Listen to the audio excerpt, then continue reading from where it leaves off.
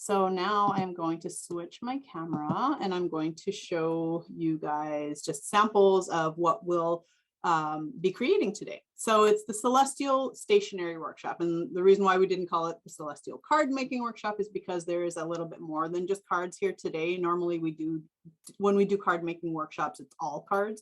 But in this case, we have a beautiful bookmark that we're going to be making today. This doesn't have to just be a bookmark. You can certainly use the techniques that you learned today to make this into a card if you'd like, but we just thought since October is book month, we wanted to sort of honor that in a way. And it pulls in sort of the Halloween theme, the spooky, the celestial, all that kind of stuff. And so we'll be making that today. I'll be showing you that with watercoloring. And then we've got these two cards here. You might have different sizes. Today I'll be making this card, which is sort of like a tarot card inspired greeting card.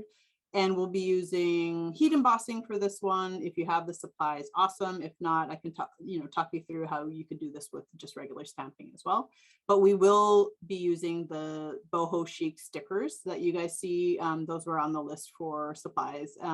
Those are, you could kind of interchange. There's many, like quite a few different stickers in that pack. So you can certainly personalize this to yourself. But that's the one card that we'll be making, which I'll be making in an A2 size. If you have different size cards, that's okay. If you don't have folded cards, you can make them with just regular cardstock if you need to as well. And then this one here, this is just a little 4-bar card. This is like the size of like an RSVP. But again, this can be translated into an A2, whatever you have on hand. Very, very simple, but just classic. This is kind of a take on a card that we did last year for the Halloween card making workshop, which is kind of like a moon as a backdrop, the moth as like the forefront, and then just a cute little sentiment on there. And then hopefully we'll have time, but I will just show you, especially those of you who've never taken our card making classes before, just how to line an envelope, just to make it fun. We have so many amazing papers that would really, really suit this theme of a card making workshop.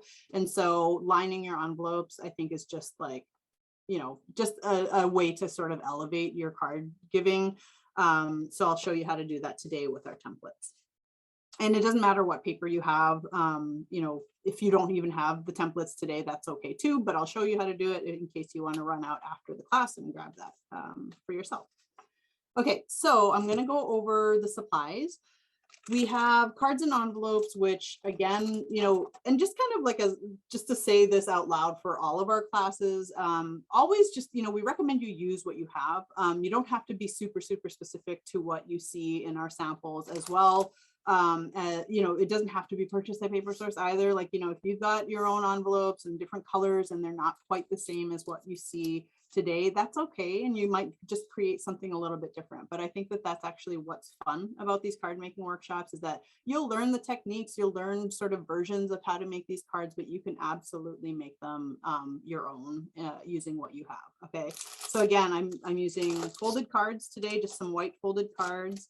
I've got just a variety of envelopes here, just kind of sticking with this color palette, more just kind of like for the season, celestial. It doesn't even have to be Halloween specific, right? It could be just, you can kind of give these cards for any occasion, really. I've got some card stock, just again, solid colors. I've got Night, Beat.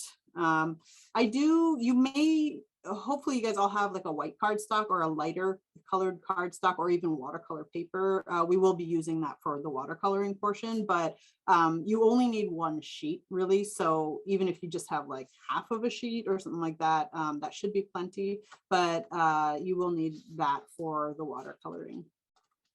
I also have the boho chic stickers, which are my favorite. I think when we came out with these, a couple of things about these that stuck out to me was the color palette is unique. It's not super bright and colorful, but it suits like the theme of the stickers. So there's a lot of like gold foil in there, sort of like darker teals and light purpley pinks and mauve. So I just really, really love this set. And again, this is something that you can use for all sorts of different things, like whether you're a journaler, a planner, or just for any like card making and that kind of thing. So So it's not really traditionally like Halloween, really, but it does have that sort of celestial vibe to it. And so that's why we're using it for today's class.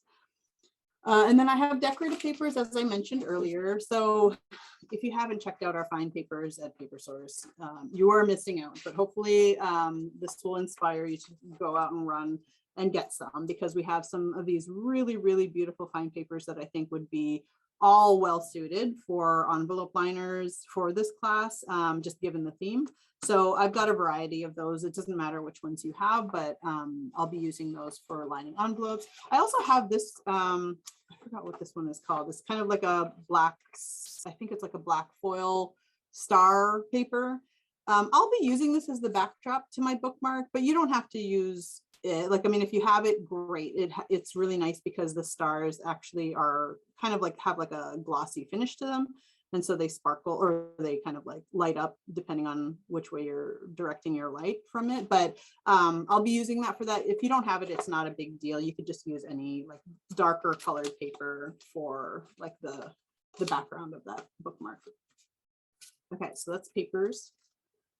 As far as just general supplies, so scissors is always going to be a must for card making. I do have a guillotine cutter. This is just for cutting down my backgrounds just so that they're straight, but you could just use scissors too if that's all you have. Adhesives, I always use the tape runner for card making workshops. If you have glue stick, that's perfect, that's fine. If you prefer double-sided tape, you could use that as well. Just kind of general adhesive is fine here. I'll be showing you how to use dimensional foam squares.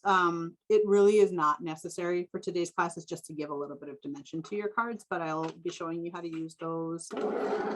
I have a bone folder. I'm trying to think of whether I actually need that for today's class. I always have it because it's always like something that I use for like just so many projects. So I have it, but you may not use that.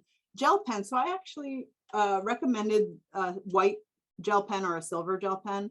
I'll probably be using the silver. Actually, I've been using the silver a lot lately. And this is really just for the darker paper. So all of this decorative border, that's all done with pen. And so, you know, if you have a white gel pen, we have the Uniball Signo pens at Paper Source. They're great, they're fantastic, but just I've been really digging the silver lately. So I'm gonna, you know, you could interchange, you could use one or the other, but you will need something that you can see on the dark colored paper if you are in fact using a dark paper for this card. If you're not using a dark paper, you could go with a light color and then do your pen in a darker color too. You can, you know, do whatever works for you. I do have a ruler. That again is for that same card. And let me see for other general, okay, I've got a couple of punches. So these were pretty specific on the list of recommended supplies. And this is because, and this one in particular doesn't have to be like the 2.5, this one's 2 1/4. This is for the moon for this card. If you have something round that's around that shape, that will fit on your card, like you can certainly just like trace like the bottom of like a juice cup or something like that. You don't have to have the punch for this. Now, the one thing I do recommend is for our bookmark today is to have a 1-inch punch. And the reason for that is because the size of this bookmark, I mean, this is already pretty big for a bookmark. I believe it's like 9 inches, but, or maybe it's 8. It might be like, anyway, but the 1-inch punch is perfect for the moons to fit on here. And they'll all be uniform in size, which is kind of what we're going for. So if for whatever reason you don't have the 1-inch punch today, but you can somehow get your hands on one, like I'll show you how to do this card and like, you know, even do like the watercoloring for it and everything. And then later on, you might just want to punch them out with a punch.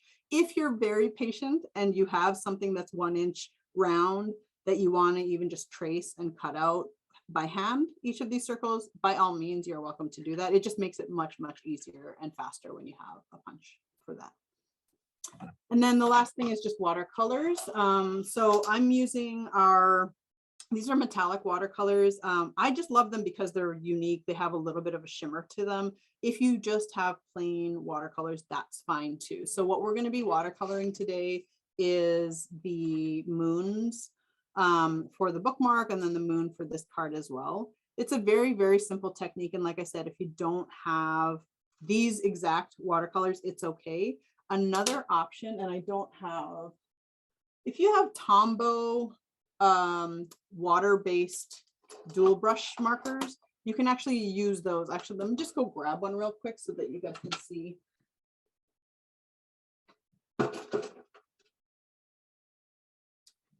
These markers here, these are like brush pens or brush markers, which I know a lot of people are starting to pick up for brush lettering and stuff like that. But these, if you actually spread this onto like a ceramic plate and add water to it, you can actually use it as watercoloring as well. So just a tip there in case you don't have watercolors today, but hopefully you all do for these two cards. And then a bonus, if you guys have heat embossing supplies, I'll be showing you how to heat emboss. So simple. It's just really this sentiment, this stamp image here on this card here. If you don't have the supplies today, that's okay. I love showing this anyway for those of you who have never seen it and who are maybe interested in learning how to heat emboss. You would need a heat tool specifically for heat embossing, the very specific embossing powder to go along with that, and any stamp that you plan on using. I'm using this clear stamp pad. You could actually use any colored stamp pad as long as you have a solid colored powder. And then what you see here in the background is just this blue trays, just like to catch the powder and easily get it back into my containers. So if you have the supplies, awesome. You can heat emboss along with me today. If not, you can watch and see the magic that happens when you heat emboss. All right. Okay. I think that's a lot. I know that that's a lot of supplies. It sounds like a lot. Hopefully you guys have everything. If not, run and grab what you need, you know, as we're going along. No big deal. You can also just kind of improvise as well. So we're going to actually start today's class with the watercoloring. And as you could probably imagine, the reason for that is so that we can give it some time to dry. So we're going to do the watercoloring, but we're not going to actually make these cards until after. So we're just going to like allow our little moon patterns to kind of like dry on the paper. We'll work on this card in the meantime, and then we'll come back to making and building these the stationery over here. And so for this, you'll just need your watercolor paper, or your cardstock, whatever you're planning on using, your white light colored cardstock. Hopefully you guys can see this on the screen. I know it's white on a white surface, but you'll need your watercolors and brushes if you have brushes. I have a couple here. I do have just like a typical watercolor brush and a spray bottle for my water. If you have the aqua brushes, these are awesome because the water is actually just, you put right into the barrel of the brush. And so as you need it, you just squeeze it and it comes out of the tip of the brush. So kind of handy if, you know, not necessary if you don't have that, but they are great if you're getting into watercoloring. Okay, and so there's a couple of different techniques with watercoloring. Today, we want to sort of do a little bit of a wash. We don't want our watercolors to be extremely saturated because really all we're doing, and I'm just going to kind of try to get as zoomed in as possible here.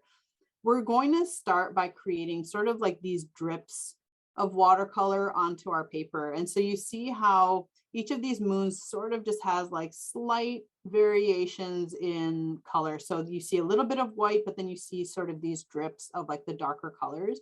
And that's kind of supposed to mimic the craters on the moon. Okay, so that texture that you see in the moon, there's no right or wrong way to do this. Like nobody knows the exact pattern of what these craters look like on the moon. So no big deal if they don't look exactly like the moon, but that's what we're going to try to accomplish with our watercolors.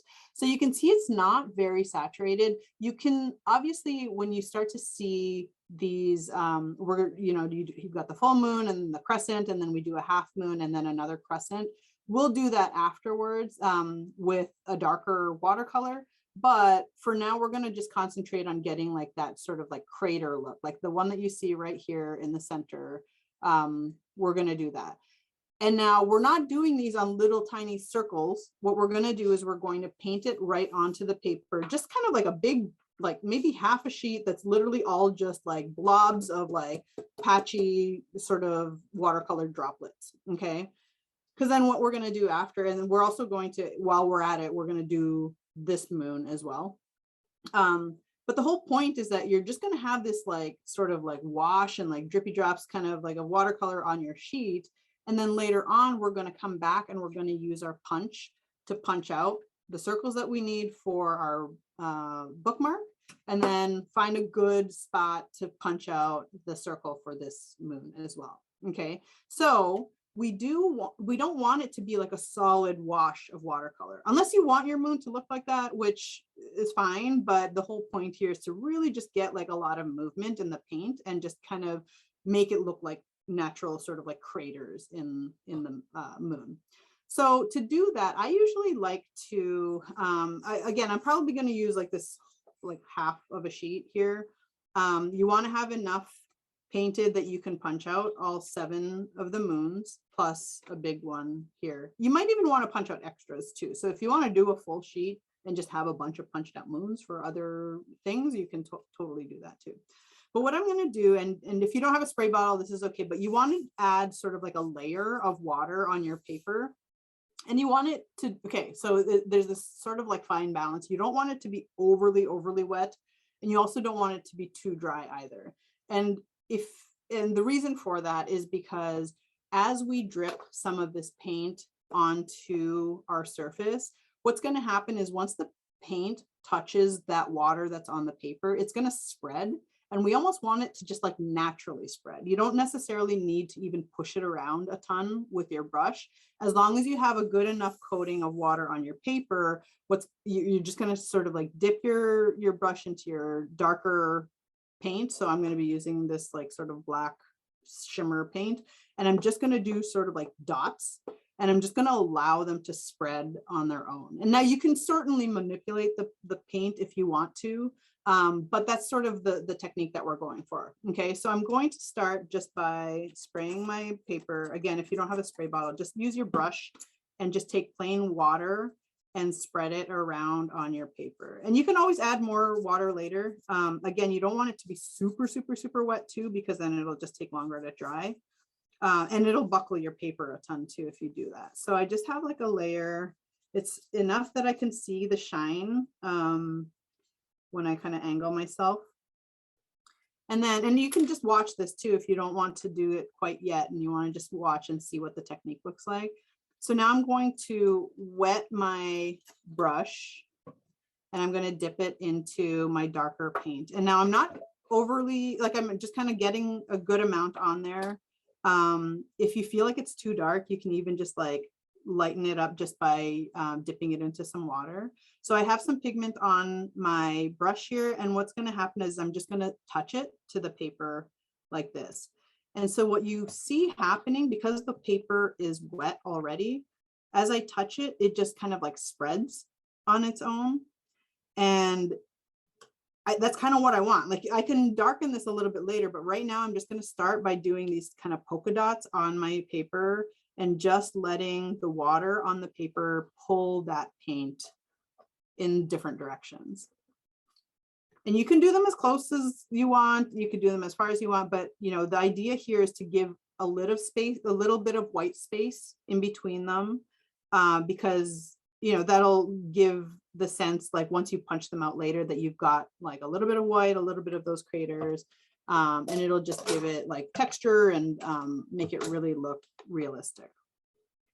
So if you find that parts of your paper are starting to like dry up already, then you can just add a little bit more water again and just kind of play around here. This is just kind of like a really cool like way to discover how watercolors kind of react with paper. Here I kind of added a little bit more paint onto my brush to get it a little bit more saturated. And you can even kind of like go over some of the spots that you've already gone over that are a little bit more watered down.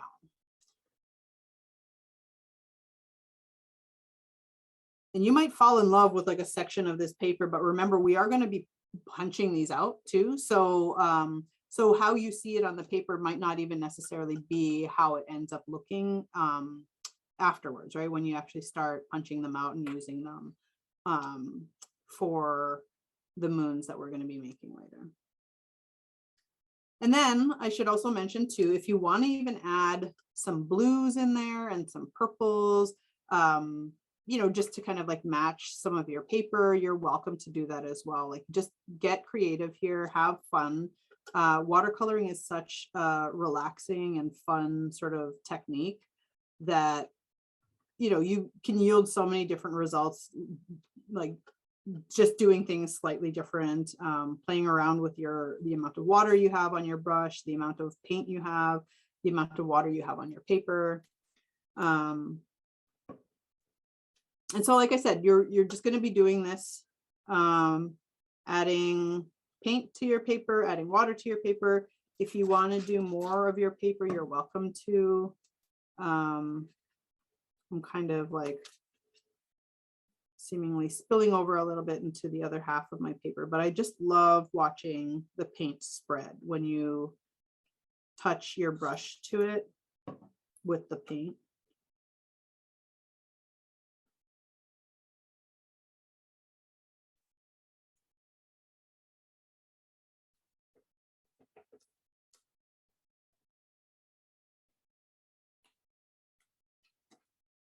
It's a really cool technique too if you're wanting to do like a galaxy. It's kind of the same technique, like you start off just kind of by adding water to your paper and then just kind of going in and pushing around some paint, adding different colors, adding dimension by over saturating your brush a little bit and getting different sort of layers of paint on your paper. And then you just go in after, once everything is dry, and add like the sparkles of your stars. And it's such a cool technique.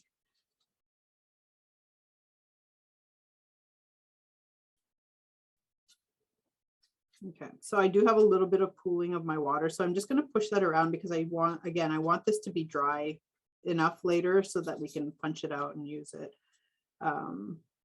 for the bookmark and the card. And I do also have my heat tool, so I could always use that to dry the paper as well if I need to.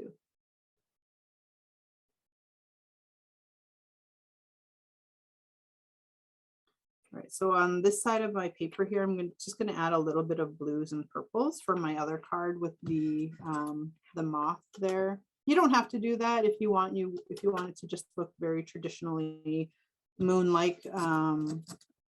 You can just keep it with sort of like those grays and whites, but I'm just going to add a little bit just for fun over here.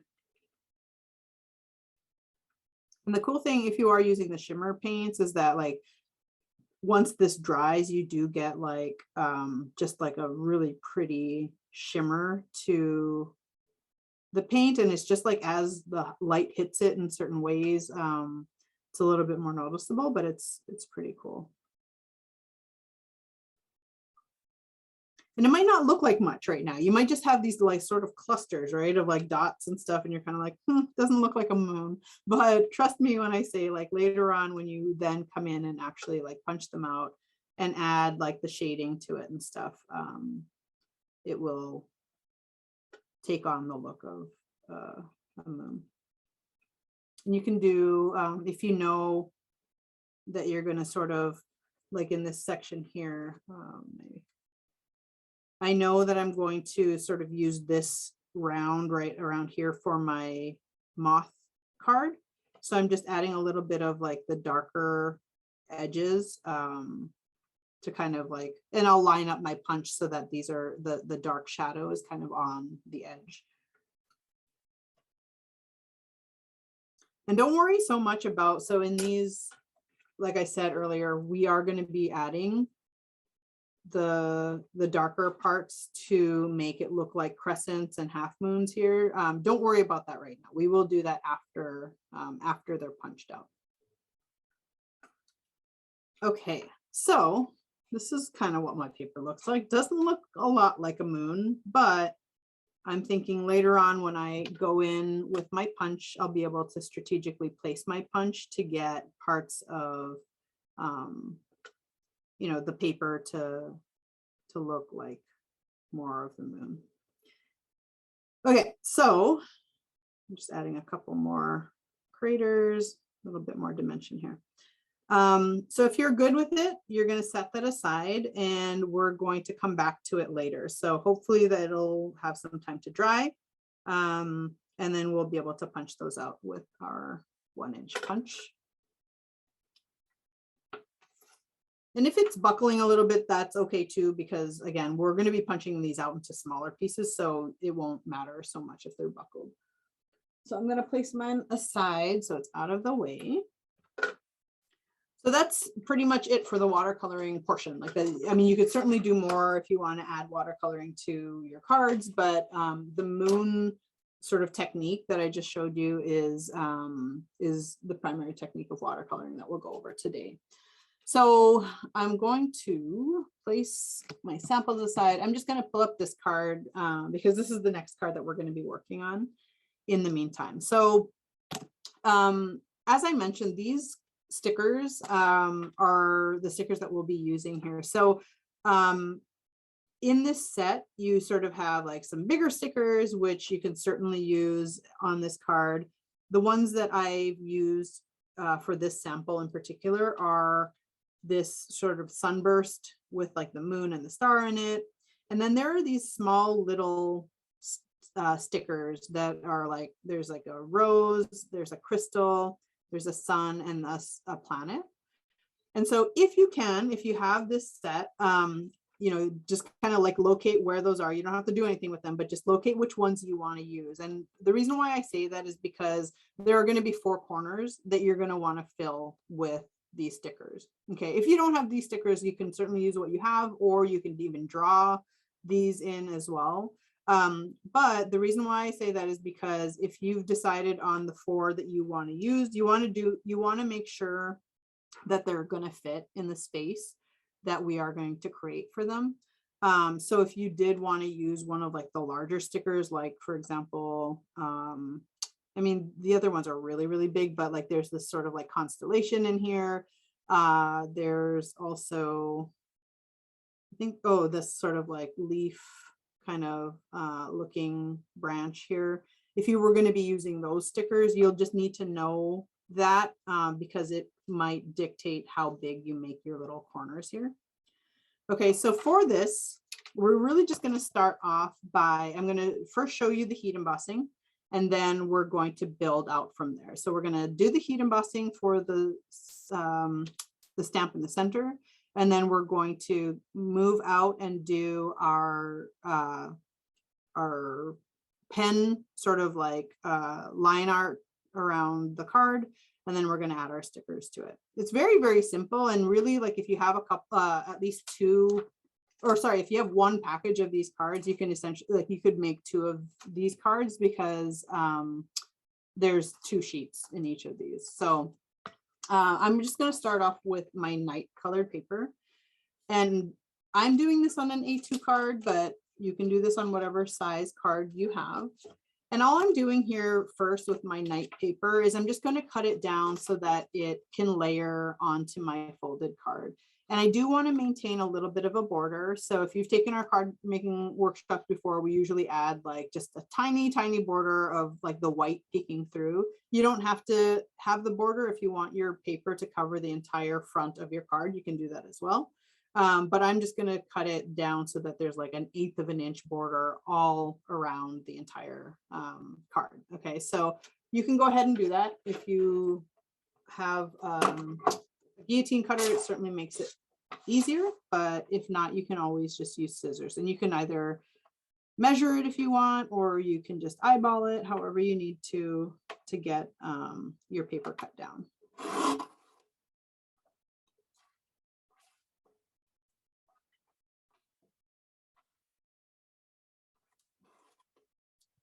Actually really, really tiny border. Yeah. This is even smaller. This is like a 1/16 of an inch, which is fine. I actually, in this sample, that's very, very small of a border too. So once you've got that, you don't have to stick it to the card quite yet. We're going to do our heat embossing. So, yeah, so if you're making multiple of these cards, you can pre-cut that paper down now if you want to.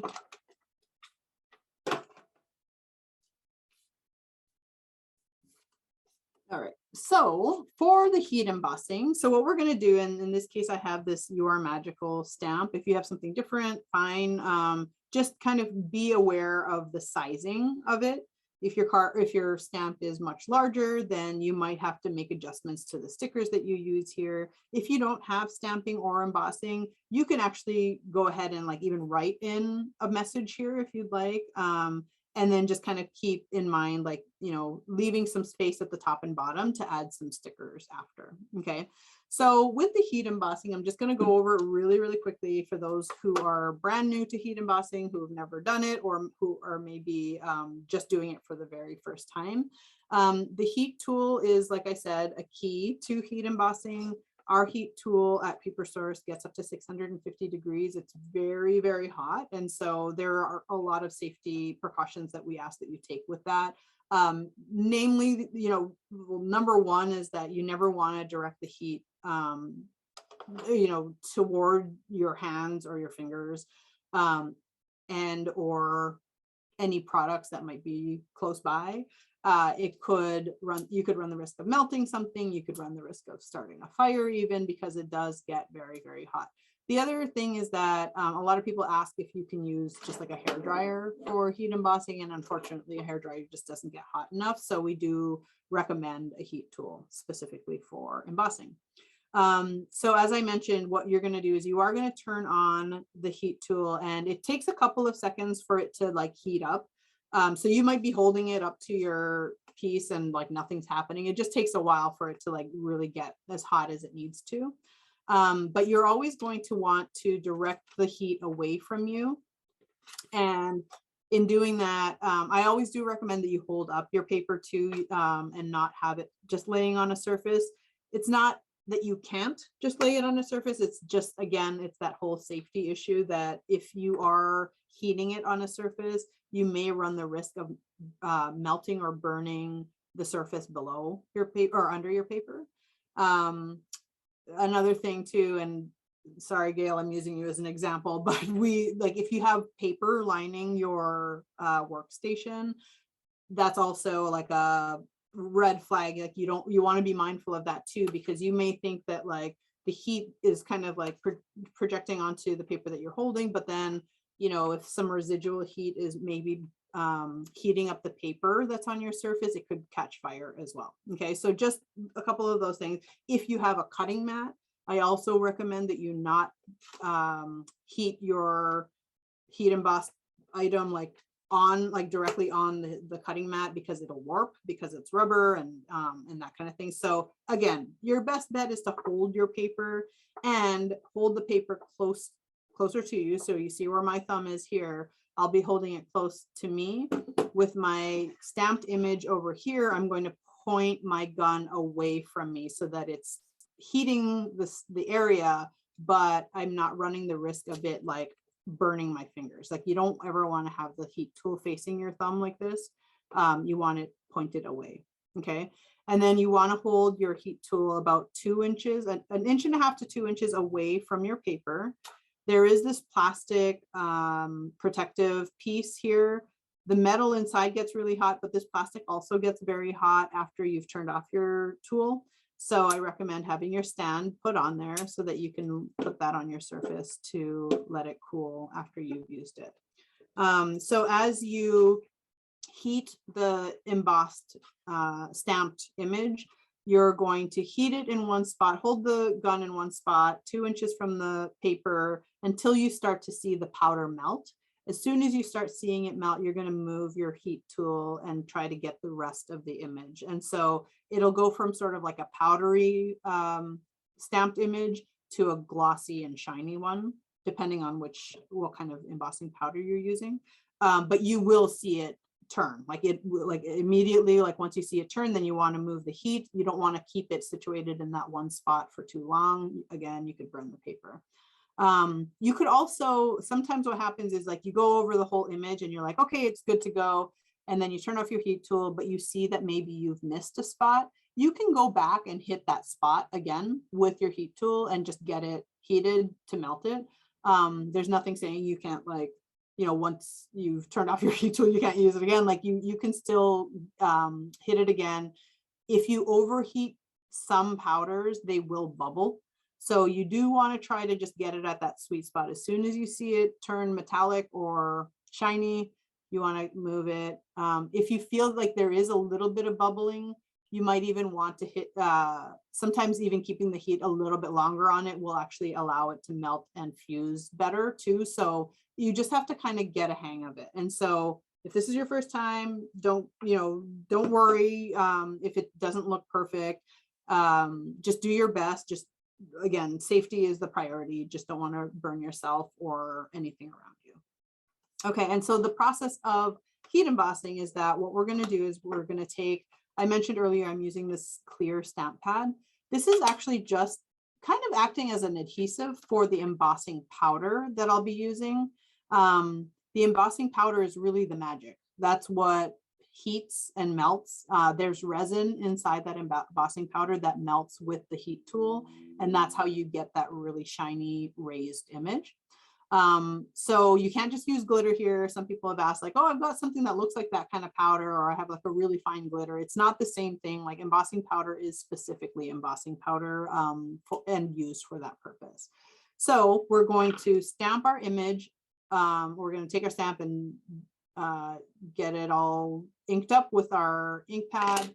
We're going to stamp that onto the paper. And you're going to try not to rock your stamp. You want to just kind of stamp it down, even pressure. You're going to remove your stamp, and then you're going to, if you don't have a blue tray like this, you're going to want like some sort of like scrap paper or something below or on your surface for when you pour your powder. After the stamped image is done, we're going to pour the powder over top of it. And then we're going to remove the excess by just like tapping it off like this. And so this is why having like a scrap paper below you is great, because then you can take all of that powder that falls off and try to get it back into your container and use it for later. Okay. So, and I'll show you this later too, that like you're going to want to try to get as much of like any little like dust particles or embossing powder particles that are left on your paper. You're going to want to try to tap that off. I usually turn my paper around and tap with my nail on the back, and all you should see is your stamped image. So this "You Are Magical" should just be the image on my paper with like a powdery finish to it. Okay, don't touch that. You don't want to touch that. If you rub it, you'll smear it and it'll cause all sorts of problems. So you want to just keep it as it is, and then you're going to heat it with the heat tool, and once it starts to turn to metallic or to glossy, it's good to go. Okay, so that's the process. That's the step-by-step process. I'm going to show you how to do it if you want to watch first. For those of you who are pros at heat embossing, which I know there are a couple of you on here, you are welcome to go ahead and do this now if you'd like. Another little tip before we even get started is if, and you might want to do this like beforehand or after, like you might want to just test this out, but sometimes if there's a lot of static in your room or like on your paper, like maybe you've just taken your paper out of like a cellophane package and there's like a lot of static on it, sometimes the embossing powder will kind of like stick to your paper. And so one of our tricks that or tips that we share is like, if you have like a dryer cloth and you want to just kind of like rub it on your paper before you heat emboss, you don't have to do this. I'm just letting you know that like, if as you're doing this heat embossing, you're finding like it's really, really frustrating because you're always getting like speckles of heat embossing powder stick to your paper. Sometimes just rubbing the paper lightly with a dryer cloth helps. So just saying that out loud. Okay, so I am going to go ahead, and I'm just doing this right in the center of this paper. Unless you want it somewhere else, you can move it around your paper if you want. The tricky thing with this clear ink pad is that it's clear. So it is actually easier to do this on a darker paper because you will actually see it, the image. If you're trying to do this on light paper, the clear ink on light paper is very challenging.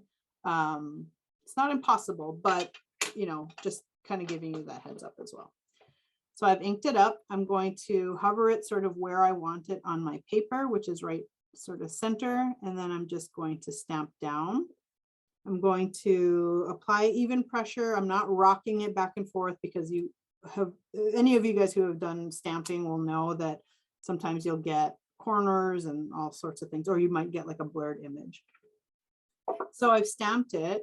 You guys can see here, it's kind of like that darker color, right? Like that's just kind of like a watermark. But what this is now, I have a little bit of time, but you want to kind of act quick here because this is our adhesive and that's what our powder is going to stick to. So I'm going to throw this on, and you can apply this liberally as long as you have something to catch the powder. You can throw on as much powder as you want. You want to cover the whole surface of that stamped area. And then you can just kind of like shake it around to make sure that all the stamped image is getting covered by that powder. And then you just dust it off. And so what you're left with is just that sort of powdery stamped image now. And it looks okay now, but it'll look amazing once we heat it with the heat tool. Okay.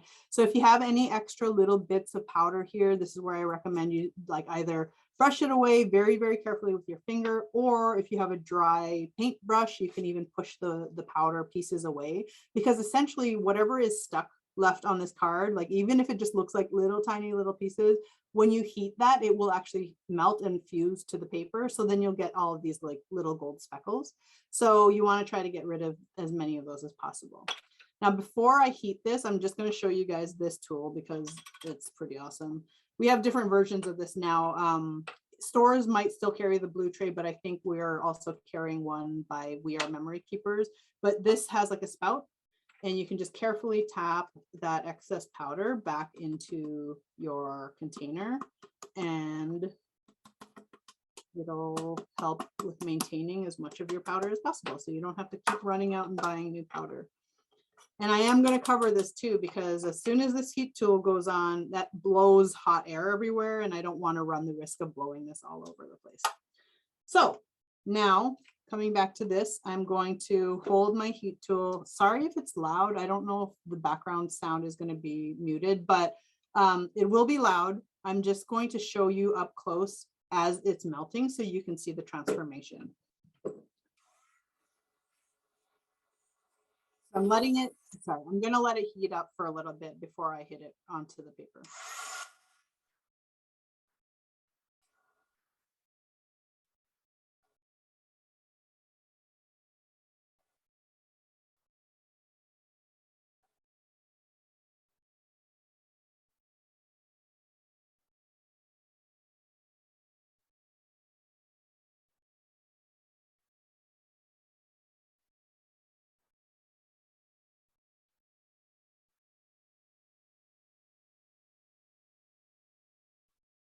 It's really quick. It turns really quick once you've got that heat sort of saturated, like in the space that you need it to be, and you start moving it around, it happens really, really quick. And you can see just how pretty it is. So it's now this really nice, raised effect. And if you're using our, we use Ranger embossing powder, it's so smooth, it's so shiny. When you're using specifically like our metallics, it's just gorgeous. So that's sort of what it should look like. And you can see it's just sort of in the center of my card here. You don't want to touch heat embossing powder immediately after you've heated it, because it does stay tight, like tacky for like 5 seconds. But you can see I can run my finger over this now and it is good to go. Okay, so that's fused onto the paper now. That's not going to move. That's it's actually melted onto the paper, which is really cool. Okay, so once you've done that, now the next part of making this card is creating our little border here. So a tarot card typically has like, it's kind of like a playing card. Like you would have like a border that kind of borders the whole card. There are different versions of tarot cards. Some of them have like, titles for the card itself. I have a set or a couple of sets that actually have the corners here, and they have like little images in them. So that's kind of what this is replicating. So if you have something like a washi tape roll or something that is round, you could use that as your guide to trace your corners here.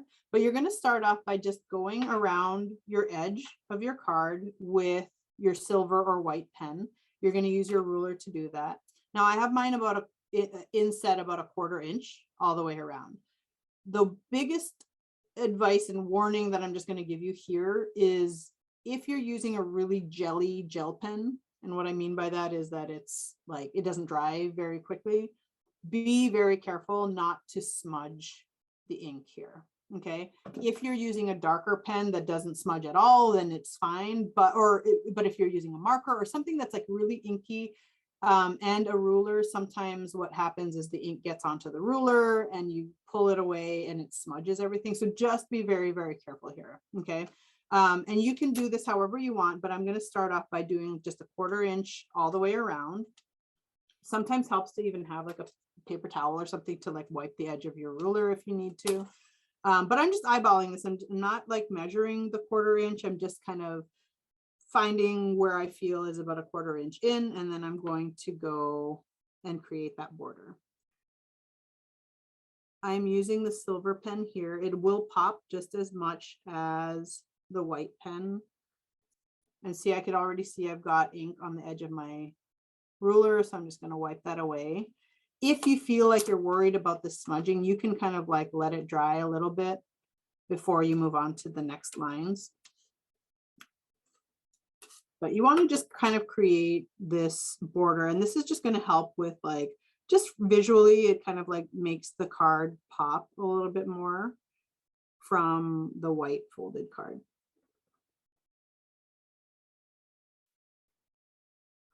Okay, again, I'm just kind of wiping that ink away.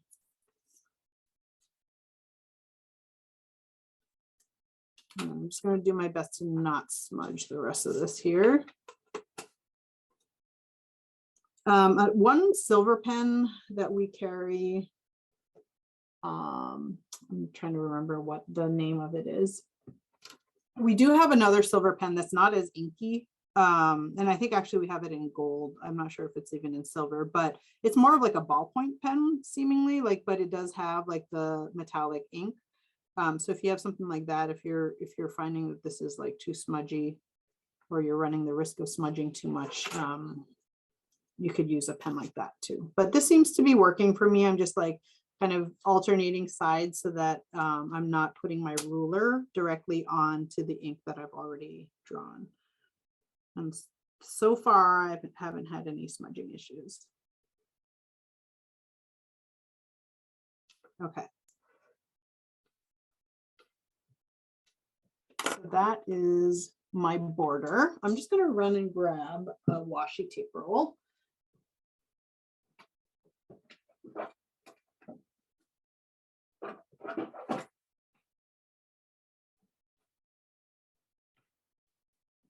Okay, so after you have your border, then the rest of it is pretty simple. We're just going to find the stickers. If I can find my stickers, they're right here.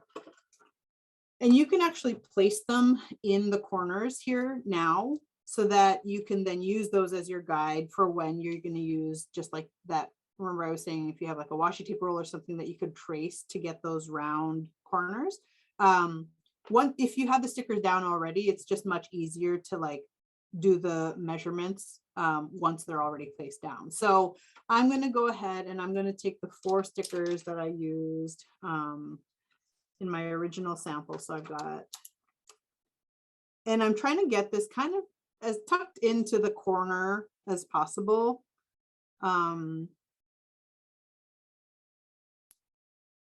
So you can see here, I just placed it and it's kind of as close to the corner as much as you can get it in there without it like touching the lines that you just created.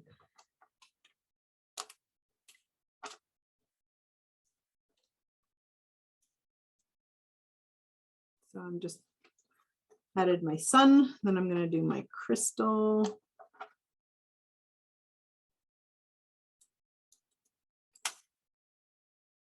My rose. And then again, just know, like, you can absolutely decorate this however you want. You can add more or less detail to your tarot card. I'll just show you sort of what I did in this sample. Okay, so all 4 of my corners have my stickers.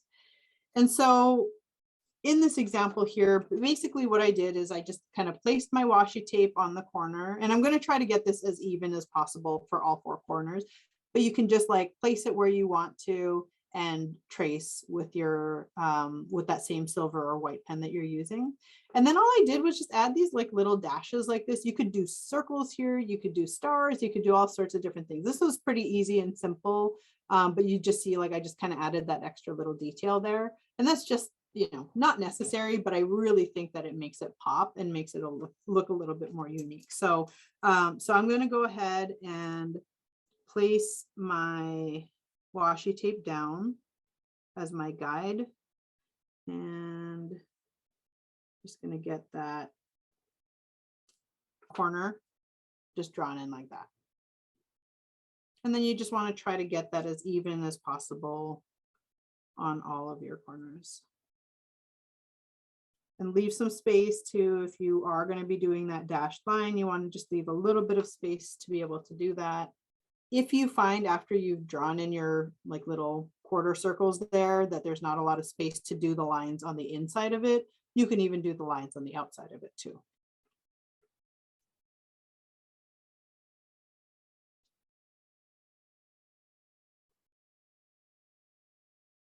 And then again, just be careful with not making sure you don't smudge your ink here. If you guys are doing different variations of this card, I would love to see what they look like if you're using different colors or different stamps, stickers, and that kind of thing. So if you guys are on Instagram and you are posting your creations today, you can tag us in it. We always love to see what people come up with. Or you can even send them to us via email, just the same email that you received your Zoom link in. We often have participants send pictures of their work to that email address.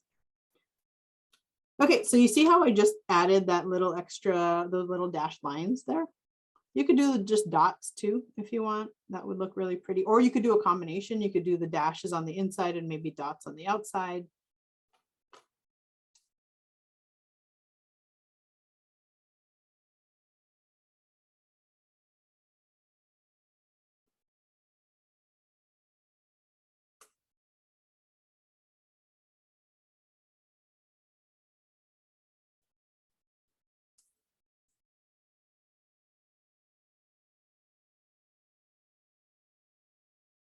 And what I love about this, you know, these cards definitely do not have to be like, I mean, we're obviously timed a little bit with Halloween here, but like these could just be cards of encouragement. If you know somebody who just loves astrology or anything celestial, you know that they'll, you know, appreciate this type of aesthetic. I think it's just a really fun card making style that you can use for all different things.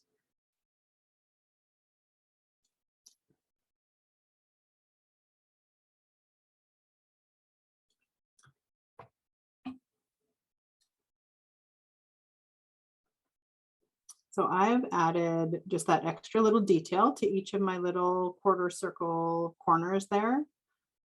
And then really after this, the last thing you need to do is just, if you want to, and you don't have to, but you just like to add whatever extra stickers you want to this card. So in this example, I have a starburst at the top and then this moon cycle sticker on the bottom here. So I'm just going to go ahead and do that.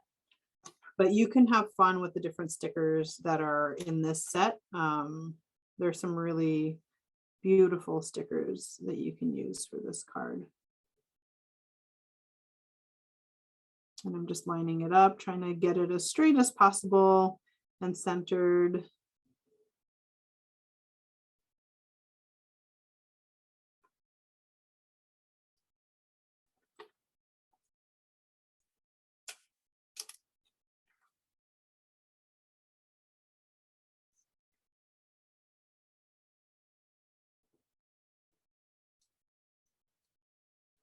I love these stickers. They're so pretty.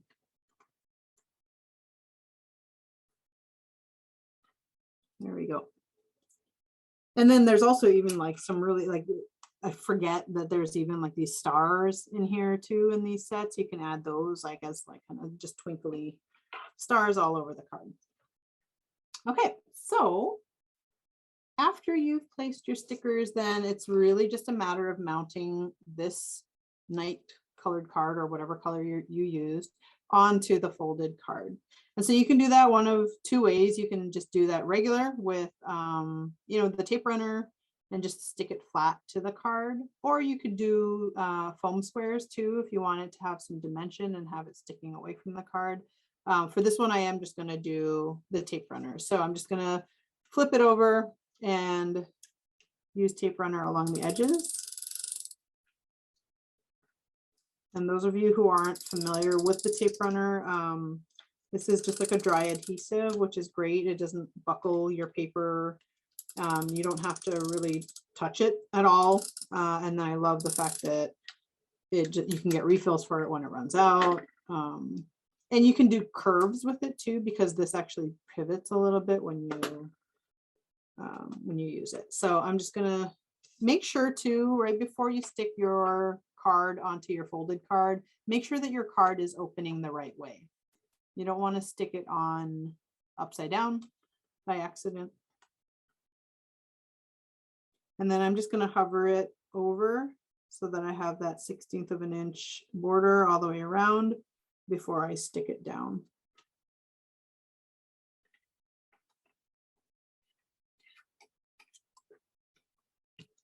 Okay, and that is the completed card. Make sure it's stuck. And again, you know, I do see a tiny bit of smudging from my silver pen, very minimal, but hopefully you don't have any issues like that. It helps to just let it dry in between too. Like if you're not in a rush to make the cards, like, you know, you could even just like let each line dry before you move on to the next. Okay, so that is card number 1. The next card that we're going to make is, since we're already working with the stickers, is just the moth card. So this one's very simple. It's very similar to, in that we're going to layer a piece of just solid cardstock onto our folded card. And that's going to act as our base. You can see here I used plum. The reason why I chose that color was just because I loved how it pulled the colors from the sticker of the moth here. You can use a darker color here. You can use black, you could use gold, whatever you want to. But what we're going to do is, at this point, hopefully our moon or our watercolor paper is dried. We're going to start by punching our moon out. And then really the rest of it is very simple. We're just mounting everything to the card. So we'll mount down the solid card. We'll use our foam squares to put our moon down. I'll use another foam square for the moth. So you can see from the side here, this has kind of 2 layers to it. And then whatever sentiment you want, you could just write down on a strip of paper and then mount that onto the card as well. So I'm going to just grab my watercolor paper for that one. So it's pretty dry. If it's not dry for you quite yet, again, and you know, even if you don't have a heat tool, if you have a blow dryer, even you can use a blow dryer just to like dry your paper. But mine is pretty dry at this point. So all I'm going to do is I'm going to find a space or a part of this watercolored paper. Now, the cool thing about this punch is that it, you know, you can flip it upside down and you can kind of like place your punch wherever you want to, and you can actually see it. So if you're not using the punch, but you're using like a cup or something like that, and you can place it on top, just try to align it so that you get sort of the parts of the watercolor that you want for that moon to kind of like take shape. So I'm going to trim this away a little bit so that I can get to it with my punch. So see how I can just kind of like line up my punch where I want to. If I want to move it over here or over here, then I can just kind of like find the place in which I want that to show as much of that watercolor as possible. So I'm pretty happy with that there. I think that's going to be my moon. So I'm just going to go ahead and punch it out. And then the rest of this we'll punch out for our bookmark later. So just set that aside for now. So once you have your moon, now you could, if you wanted to, like after you've punched it out and you are looking at it, like if you feel like you want to add a little bit more or you want to darken it or something like that, you can absolutely do that at this point. The whole idea was so that we could like just kind of get it done in advance and have it dry. But if you feel like you just want to dab a couple more little craters in there at this point, you can just know that it'll take a little, a couple minutes probably for that to dry before you could start mounting everything together. So now that I have my moon cut out, I'm going to cut down my paper for my card. So as you can see here, I have a little bit of a bigger border here around this card. You can have it as big as you want, but here's a trick that I like to use for cutting down paper to have a border is I'll just place it down like a corner of it down on one of the corners of the card so that I have like, an 1/8 of an inch at the top, 1/8 of an inch at the bottom. And then you can either use like a pencil or something to mark it when you see your paper from this edge. I know like 1/8 of an inch, I'm just using my fingernail here, is going to be around here. I'm just going to kind of put a little notch in the paper there. And then I'm doing the same thing down here. Now you can measure if you want. I'm lazy when it comes to this kind of stuff. I don't want to measure. So I'm just like putting the notches in with my fingernail there. And then that's how I know how to cut it, what size to cut it down to.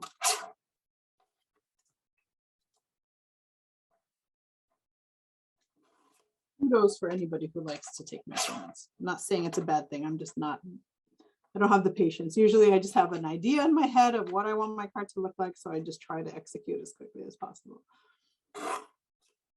And this might not be exact, right? Like it might be a little bit bigger on one end. I can always trim if I need to, but there you go. You can see it's pretty even all the way around just from that technique. So if you have your paper cut down, you can even start mounting everything down now. So all I'm doing with this, again, just double check that your card opens the right way.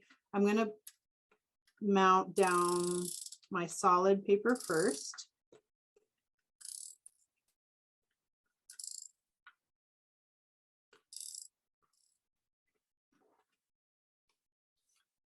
I'm seeing there are no questions in the chat today, but if you have any questions or any questions about like the supplies I'm using or any of the techniques, again, don't be afraid to ask throughout today's class. Not perfectly aligned, but the thing is with this tape runner is that it is a permanent adhesive, so it sticks really, really well. So just know that if you're like trying to line stuff up, you want to make sure it's where it needs to be before you actually stick it down, because sometimes it's a little difficult to pull it up. So because I'm going to be using that moth sticker, I want to be mindful of that too, because I don't want it to cover too much of like the detail that I've, I added this extra shadow to the bottom of my moon for the purpose of it, like adding dimension to this. So just be mindful of that when you're choosing an area of the moon that you want to stick your moth onto. You might want to like turn that a little bit and, just get it just right before you stick the moth down. So they are clear stickers, but what I did find is that you could still, because the center is printed pretty heavily, you can still stick a dimensional square on the back of this and you can't see it.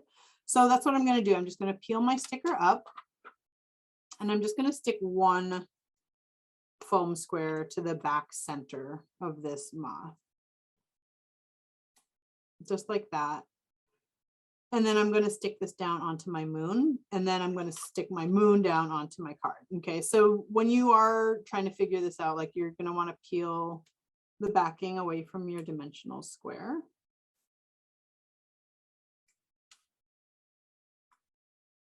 And then you're going to stick that down onto your moon. Now just try to get it as centered as possible. You don't have to center it even. Like if you want to make this like asymmetrical and have it sort of like off to the side, you can absolutely play around with the placement here. I'm just going to center it as best as I can, just eyeballing it. trying to make sure that the top and bottom are fairly distanced the same from the edge. And then also my wings left to right are as centered as possible. And pretty happy with that. And then you're just going to stick him down. And then here, I'm just going to add like 3 foam squares maybe to the back of my moon and then mount that down onto my card.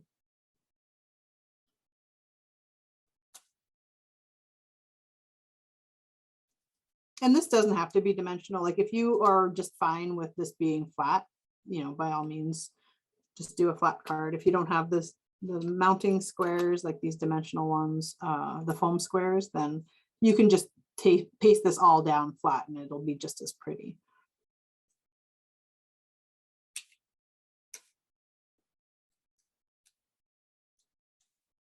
Ah, it's not sticking.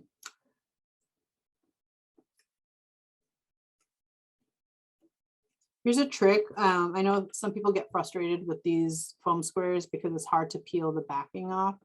My trick for these is that I actually just like right where the backing comes to like connects to like the foam square itself, like right under that backing, I just like push in with my fingernail and it just like kind of pushes the foam back. And then what happens is like a tiny little tab then just like becomes,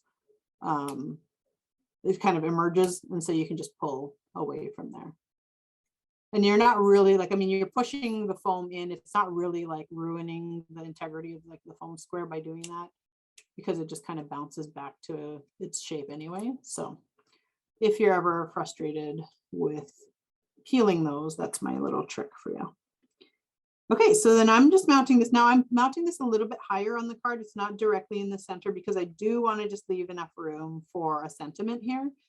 Choose whatever you want to do. You don't have to do it this way. If you don't even want to put a sentiment on here, you don't have to. But I'm just going to leave a tiny bit of room there. And then if you're ready, you can go ahead and just write. What I usually like to do is I'll write down my sentiment first and then trim it. Because sometimes I don't write it centered on the paper. And so you might need to trim it more on one side than the other. So I'm just going to take the edge of my paper here. And you want to make sure that it'll fit the width of this card without going over. So I know that this is enough space for me. I'm going to write your mystical on here. And then I'll trim it down and mount it to the card.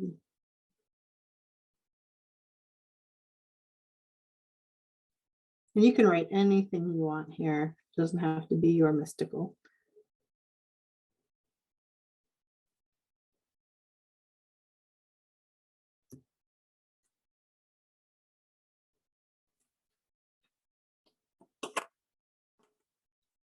So here, I'm just going to use my scissors. You can use a cutting, like a guillotine, to get this straight if you want. But I'm just going to cut this down. And I'm just adding like these little sort of flag ends to it, just for a little bit of fanciness. You don't have to do it, but if you'd like to, I'll just show you on the camera how I do that. So after I've got my piece, I'm just going to go in from the edges here and cut at an angle in that way and this way. And then you just have these sort of flag ends like that.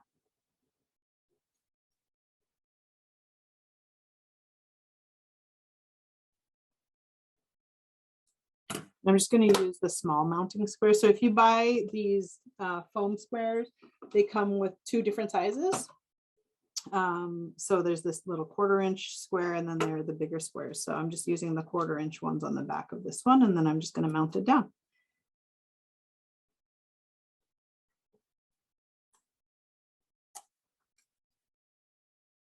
I think 2 should be enough on this.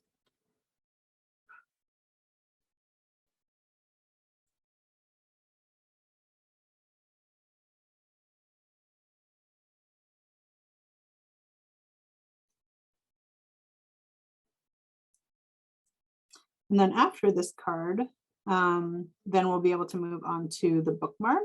So the bookmark, we're just going to be taking the same watercolor paper that we used earlier. And very simply, we're going to punch out our circles. And then we're going to add that little extra detail of the shadows for the moons, for the different moon cycles, and then mount those onto our paper. So it shouldn't take too much time to do that. Hopefully there will still be time at the end for me to just show you how to do a lined envelope. If it goes over in time and you have to bounce, like I totally understand, you don't have to stick around for the envelope lining. It will again be in the recording, but you're welcome to stick around and watch how that all gets done.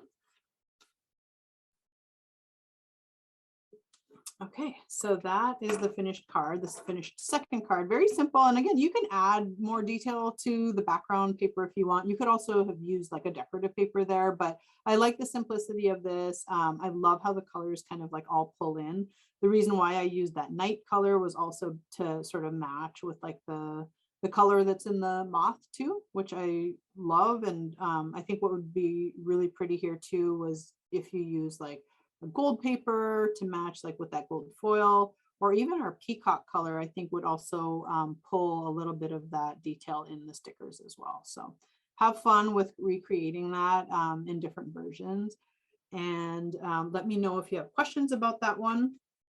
I'm going to place it aside for now.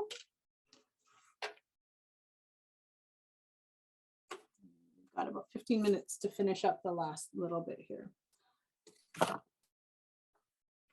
So as I mentioned earlier, I'm going to be using the punch here.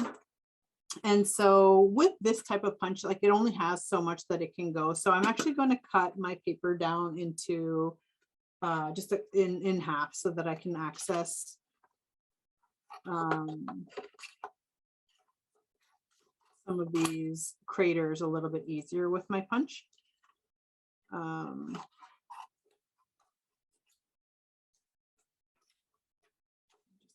Get in from the edges like this.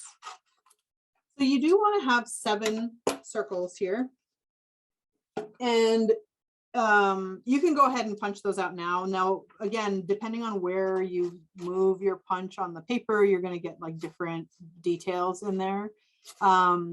Remember, we are going to be adding the shadow too. So, you know, keep that in mind. Now, the nice thing about it is that because this paint is already dry on this paper here, when we go to add the shadow, it shouldn't blend the craters that you already have in the paper. It should actually just do a wash over them. So you'll still see them through the shadow that we're going to be creating. Okay.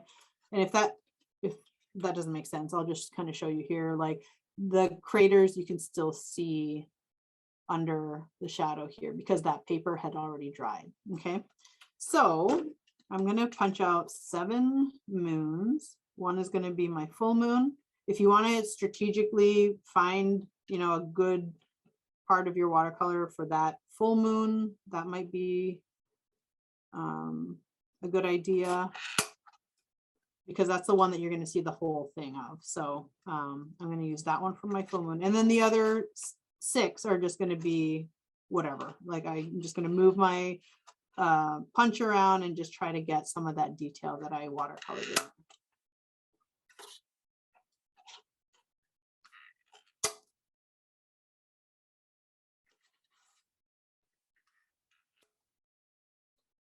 And you can see like it's almost like it's crazy how like after you punch it now and you actually look at it, it's kind of like, huh, that kind of does look like a moon. Like it didn't look like it when you painted the whole paper, but like now that you've actually got them punched out in that circular shape, like it actually starts to look like the moon. Get as much of that watercoloring as possible, right? Like you want to kind of show that off. Like that's the whole point of watercoloring the paper, is to get that extra sort of dimension. 2, 4, 6, 7. Okay. So you might have a bunch of paper left over. Save that in case you want to do more of this, or if you want to even create cards with these watercolored moons as well.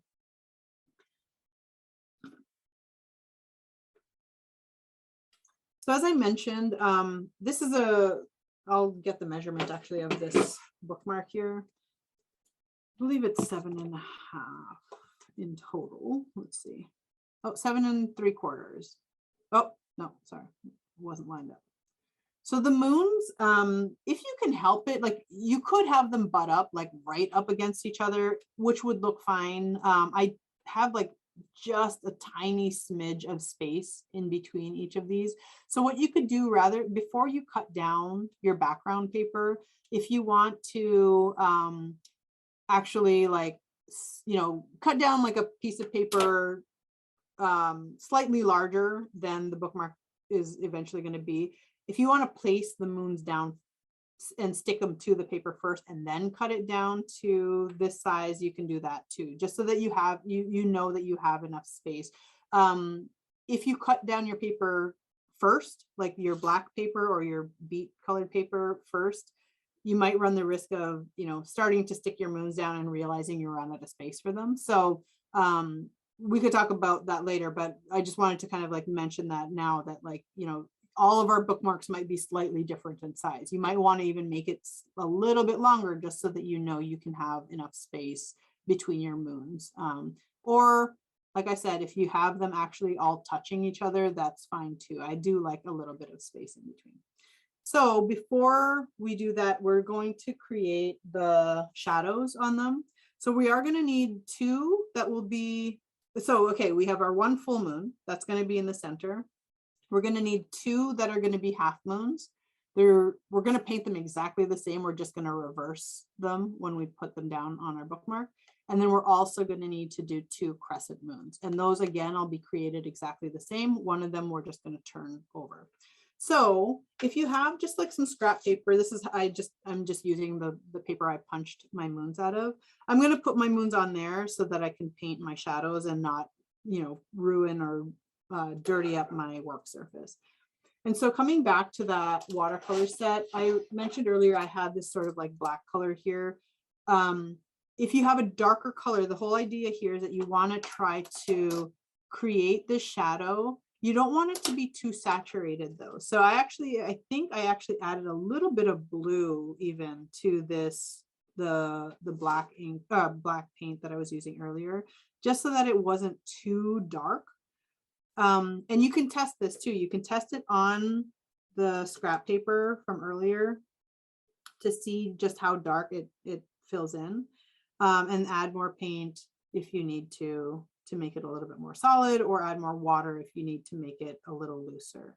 But you don't want it to be super, super opaque. You want to still be able to sort of see through it. So I'm just going to show you here. I'll flip my paper over so that you guys can actually see. I'm going to zoom in. So what I'm going to do for the first 2, I'm going to just take a line directly down the center. So you see I'm holding 2 at the same time. I'm going to paint the half shadow on both of them at the same time and on the same side. So I'll just show you. I'm going to draw my line just down the center like this of both of my moons. And then I'm going to fill it in on the half like that. So those are going to be our half moons.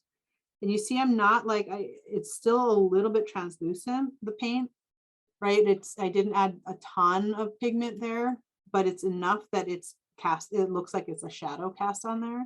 So you can still see the craters that I painted earlier, right? So that's how you want to do your half moons. And you're going to do 2 of them. Obviously, one of them later is going to flip this way on their bookmark, but you can paint them exactly the same and set those aside.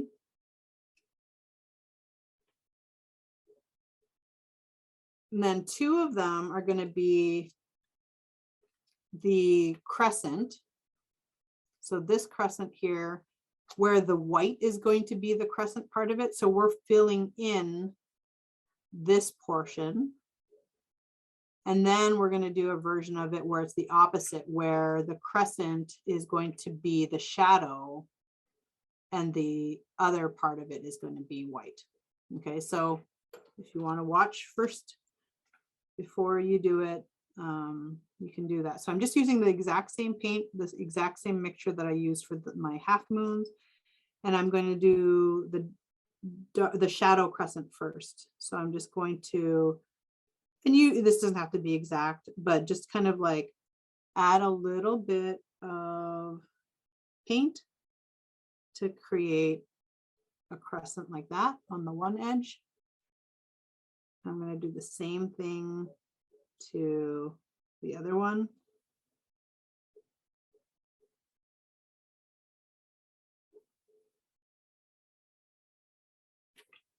So they're kind of like quarter moons, right? We want to try to actually, yeah, try, and we want them to be as even as possible. Okay, so after those ones are done, I'm going to place, okay, so I got my full moon, I got my 2 half moons, got those crescent, and then now I'm going to do the opposite. And I'm actually going to leave a crescent as white and fill in the other part of the moon. So I'll zoom in again so that you guys can see this. So now I'm just using my fingers as like to hold the paper. The part that I'm holding with my fingers is the part that's not going to be painted. That way I'm not worrying about painting over my hands or fingernails. So I'm going to now do the opposite. I'm going to do this shadow.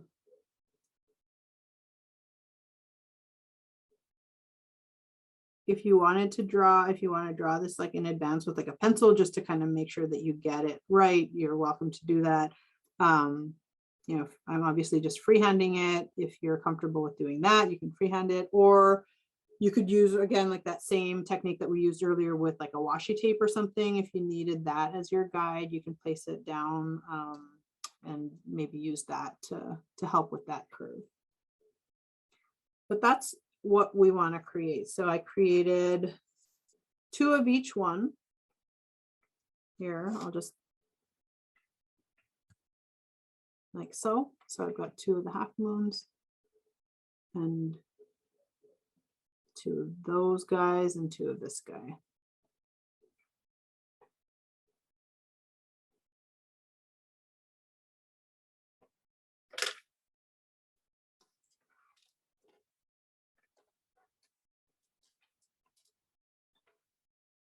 I just love how like just how translucent it is, and it just like looks like actual shadow. The key there is just like not oversaturating your brush with milk. I almost said milk for some reason. I meant paint. But yeah, you want to just keep it loose with some of that that paint, not too much paint. And because we allowed our paper to dry from earlier, you can still see through it. Okay, so once those are painted, you could set those aside because they do still kind of need a little bit of time to dry. They shouldn't be super, super wet because you did just do a little bit of painting on them, but they are probably still a little bit damp. So now is where you can start cutting down some paper for the actual bookmark itself. So end to end, if you use the 1-inch punch, this should be 7 inches, right? So if you did, let's see, your full moon, I'm going to actually start placing these the way that they should be here. So this is the order.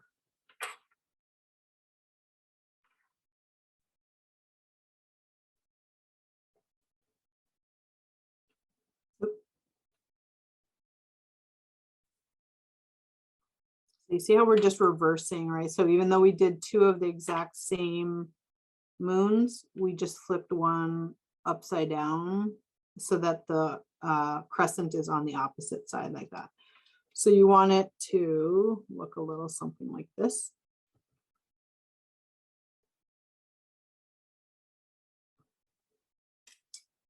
So end to end, if they're butt up right against each other, it's 7 inches. Now I'm going to make my black paper about 7¼ inches, or maybe let's see, 7.5. Let's make my black paper is going to be 7.5, and then my whatever paper you use as your backing will just you'll probably add another 1/4 inch to that. And then width-wise, you can make yours about 2 inches. So 7.5 by 2 inches is going to be the black paper that you're going to cut down, or whatever paper you're using as your background. And then the beat paper is just going to be, you know, either a 1/4 inch bigger than that, or let's see, yeah, about a 1/4 inch bigger in length and width. So, let's see, that's not quite big enough. I love this paper. I know I said it already, but like, it's so subtle, but it's so pretty and it's versatile. You could use it for so many different things. Okay, so 2 inches wide.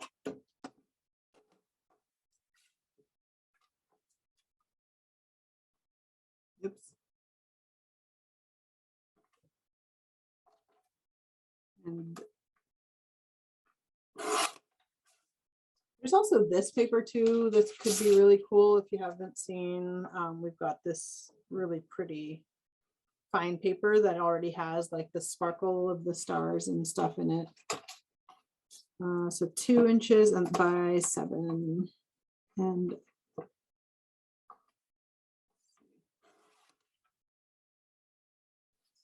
shorter. And I just stuck these moons down flat. Because it's a bookmark, I wouldn't use dimension here. The whole purpose would be to kind of be able to lay flat in your book.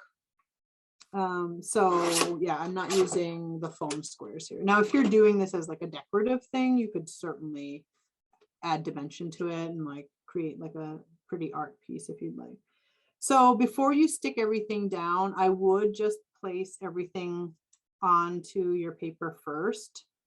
I know that we're over time here, so if anybody has to leave, I apologize, we're over time. I do just want to make sure that we get through all of this for the recording at least.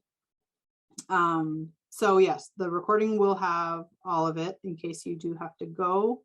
You can certainly view the rest of it through the recording. So I am just placing everything down first to make sure that it fits the way I want it to. And you could see I did, like I said, I have a tiny, tiny little bit of black kind of like peeking in between each of these moons. So I like that. You could have them right up against each other, but I do like a little bit of space. So once you actually have those in place, I usually will just like leave them where they are. I'll pull out my full moon in the center and add adhesive to that and start making my way out, working my way out from there. And so this way you're not like disrupting the ones that are already there. They're kind of in the place that they need to be, and it'll help with keeping everything you know, exactly where it should be when you paste it down. So if you have a sticker maker, that would be great. Just running these moons through the sticker maker would be much quicker and easier, but I'm just going to use the tape runner here and glue down each of my moons. Once I'm done with this, now you can add a little bit of detail if you'd like, and you don't have to, but I am just going to add a tiny bit of like spark, kind of like stars, like twinkly stars onto the black paper just to make it look like it's out in like the galaxy. You don't have to do that, but if you already have like the gel pen or the white or silver pens that you were using earlier, then you can use those to add a little bit of the sparkle. So see how I just kind of like work my way down from the center, and then I'm going to do the same thing moving up. But because that center one was sort of the anchor, and it helps to dictate where the rest of them are going to get stuck down. So you're not worrying about like getting to the end of one of these and being like, oh no, I don't have enough space, because you've already determined what the spacing should be.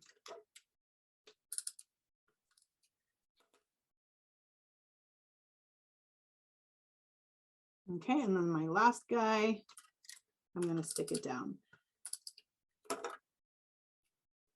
You could just leave it like this. You don't have to back this onto cardstock, but I feel like this paper is a little bit flimsy.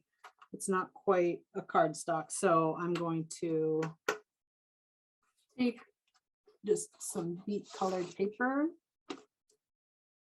And here's another kind of trick too. If you have your beet paper, I'm actually going to just like mount it now to it like this and have 1/8 of an inch border at the top and 1/8 of an inch border on the side. And then I'm just gonna, like, because I'm gonna stick it down already, then I could just trim off the edge with my guillotine cutter. Have fun again here too. It doesn't have to be this beet color. It could be any color that you want to stick this down onto. It'd be really pretty on any color of paper.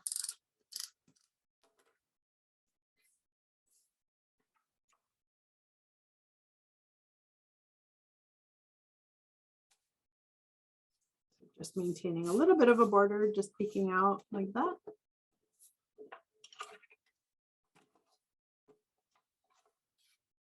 So once you guys receive the recording, my Instagram will also be in that recording. So if you feel like you want to share your work privately and not necessarily post it on Instagram or wherever, you can always tag me in your posts if you are on Instagram, or you can even just send them as a direct message as well.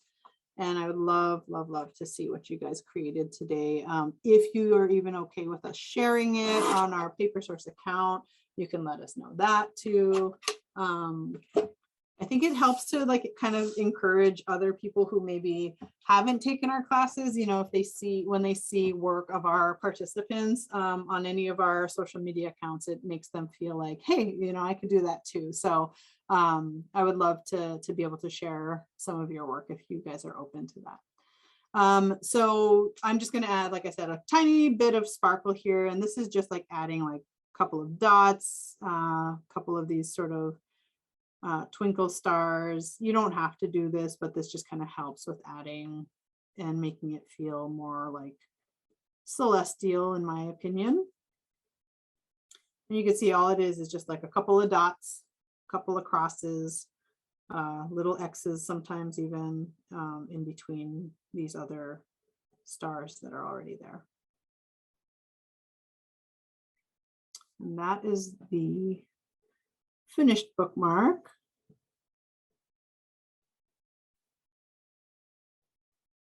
You can add like a ribbon to this if you want. I know that, you know, you can add like a tassel if you actually cut your paper slightly longer, which I know that's already a long bookmark, but you could hole punch it and add like a little ribbon detail so that it can, you know, sit in the book nicely with the ribbon sticking out. But otherwise, I think that this is pretty good for like a standard like hardcover book if you're reading like a novel or something like that. So that is the finished bookmark. I'm going to set it aside because I did promise, or I really, really wanted to just show envelope lining real quick. So as you guys are finishing that, I'm just going to do the demonstration on envelope lining just again, because we have so many cool papers that match this whole theme.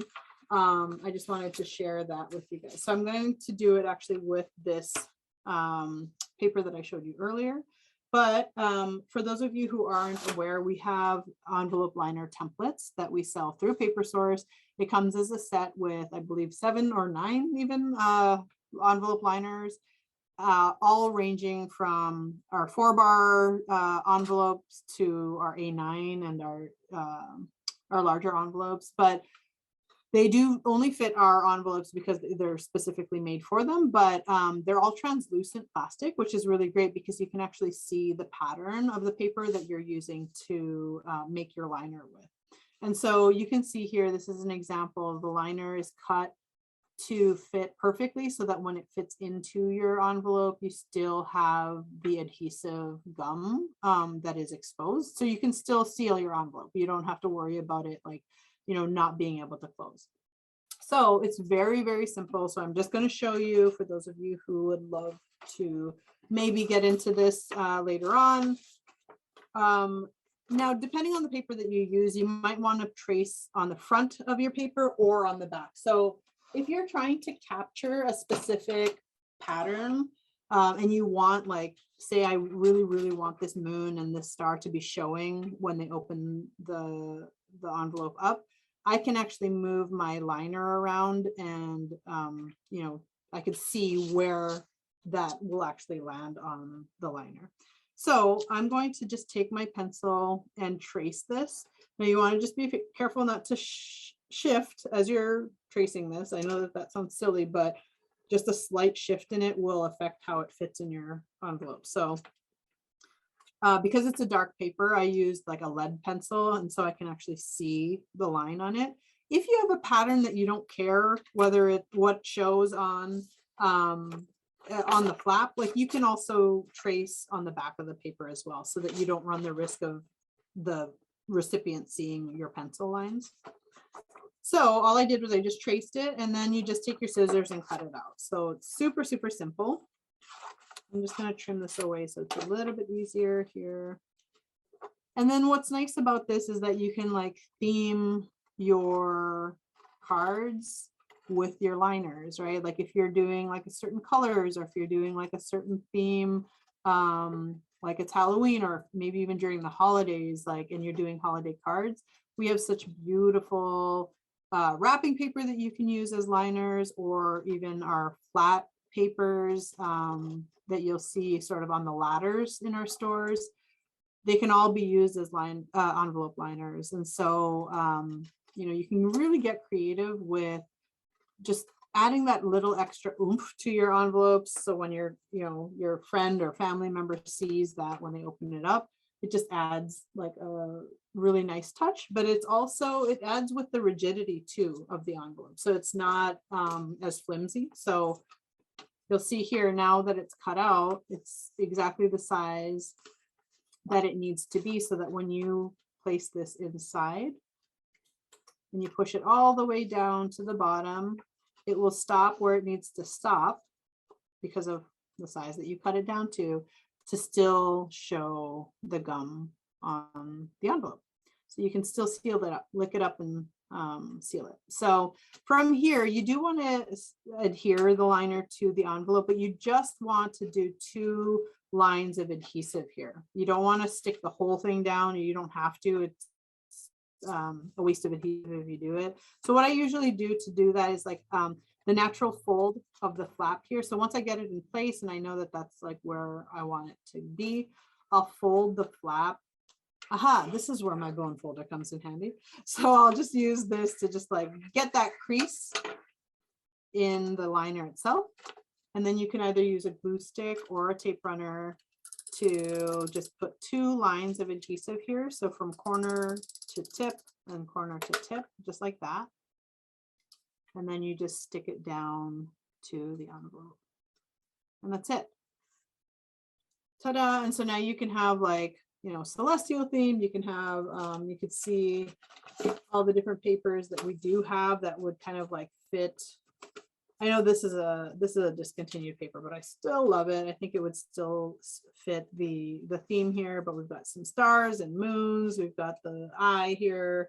You know, all of these would look really, really pretty with the cards that you created today. All right, so almost 15 minutes over. Sorry about that. Again, this is like a brand new class. I wasn't sure how long it would end up taking, but hopefully you guys were able to get through and make the cards that we created today.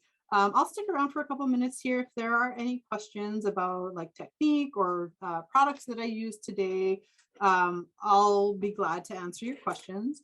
Otherwise, before I go, I just wanted to mention that all of our holiday workshops are up and live on our website. So we are doing a holiday hand lettering class where it's actually similar to our floral hand lettering class that we had done over the summer.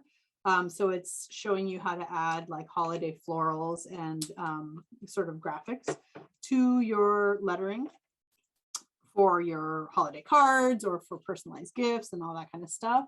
And then we are also doing our usual holiday card making workshop as well. And so those are going to feature some of our new stickers that we have this year, some of our paper, and always guaranteed a good time. Those are always the busiest classes. So if you're looking for something to do once the weather gets cold, if you want to get together with friends, family, and have like a craft night, have some holiday music going and some, hot cocoa and cider and that kind of thing. It's always a fun workshop, kind of gets you in the mood for the holidays. And it's just always like a all around fun time when you do it with people that as well. So, so those are live. You can sign up for them now.